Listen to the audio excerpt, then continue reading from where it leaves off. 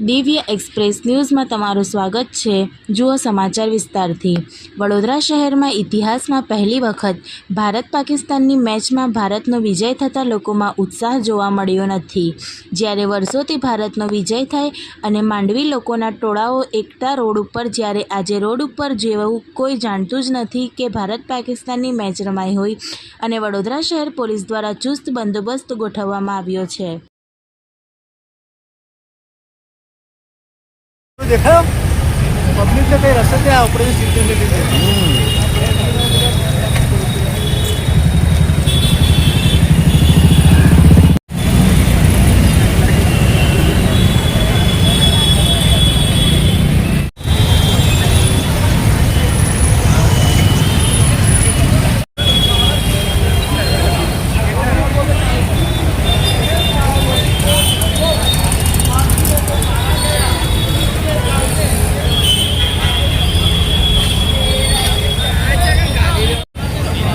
गंदो यार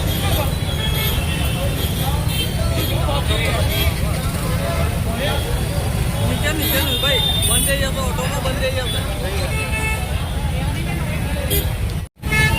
बहुत मजा આવશે ऑटो पकड़ाઈને कराएंगे।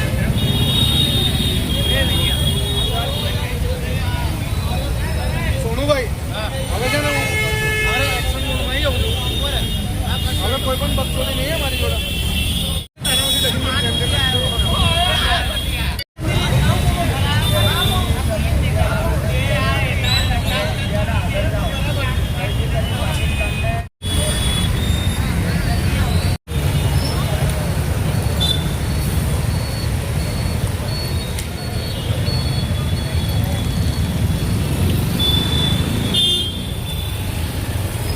देखा पब्लिक ने कई रस्ते थे ऑपरेशन सीखने के लिए।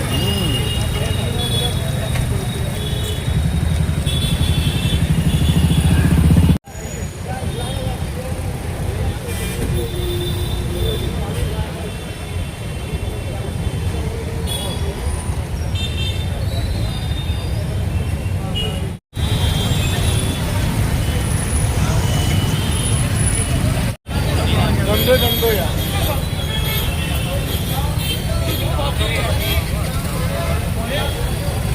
नीचे भाई बंद ऑटो में बंद बहुत मजा આવશે ऑटो पकड़ाઈને कराएंगे।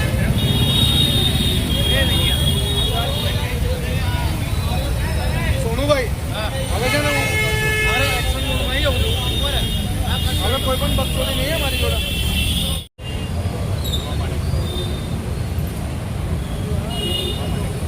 इंडिया आज जीतनो माहौल मांडवी में दर वखते देखातो हतो, आज ओछो देखाय छे।